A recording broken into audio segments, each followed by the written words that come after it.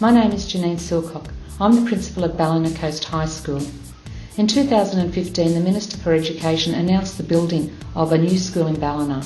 It was to be an amalgamation of two of our local high schools, 7 to 12. We will open our doors in 2019 to a purposefully built school to reflect the pedagogy that has become part of the culture of Ballina Coast High School.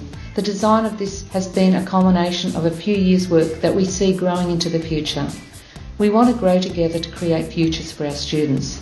Through working collaboratively, we will create students who will find the love and joy in lifelong learning. So we spent a lot of time working together and trying to come up with a set of clear expectations for working in the space, and that allowed us to have some consistency. We have also employed a head teacher pedagogy whose role has been specifically to support staff in these open spaces, not to be an expert in the open spaces but to listen and support what staff need in those spaces. We used the amalgamation as motivation to create two spaces on our current site. So we don't move to 2019, but the two spaces on our current site have been used as spaces to experiment and get teaching in a flexible learning space happening in our school before we move our whole school to that kind of innovative space. The team vision was built through starting with a small group of teachers that were very willing to work in flexible learning environments. Though there was 8 people from across 4 KLA areas, those people had all identified at some point in their practice that traditional learning spaces did actually impede them from what they wanted to do time to time. They were also very happy to work together collaboratively to go through kind of the learning pit, if you like, and to discuss different ways and then implement different ways of actually working in the flexible learning spaces. So with that, it's allowed us to have a cross-curricular collaboration as well. So the students working in those spaces based on a common theme for their maths, English, science and HSIE subjects, and at times Kappa and TAS. Sometimes we're not always just maths. It might be, I think in often cases I'll have English with me, and it made me want to then liaise with that English teacher and come up with a assessment that covered both our outcomes, and we've actually done that. So with our Renaissance topic, we were able to collaborate with the topic. It provides that basis of content, like they're not coming in and going, oh, what's Renaissance? Because they've already been studying that in English with the Shakespeare. The learning space is designed to support teaching and learning in that we've got it set up so it's very collaborative, so the students work in small groups and it almost forces staff to work in a collaborative environment. All the furniture is set up so that students can access the other students, and the social nature of learning can really come to the fore.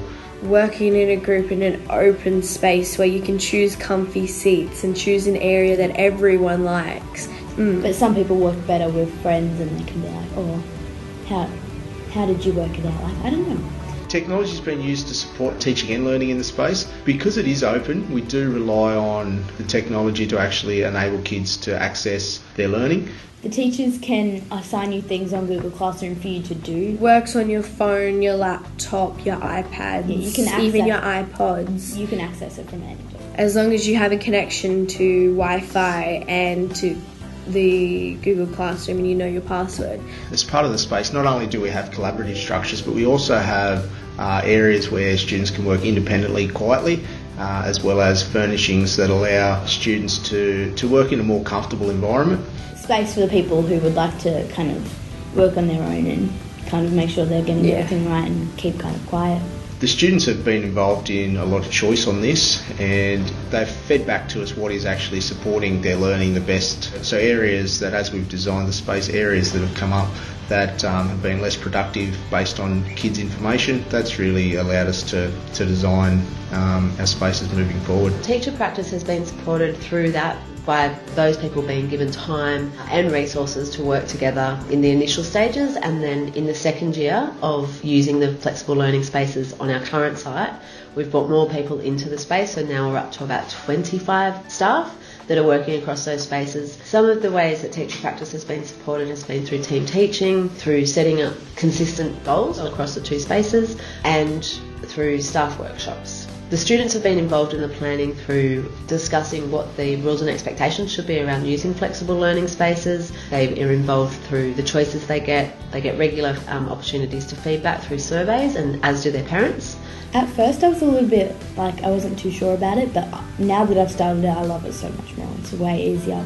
And it just, I don't know, because modern day, like everything is on technology, and in the future when we're getting a job, most of it probably will be on computers. And so it's more preparing us for the future, where the old type of learning was preparing them for how it was then.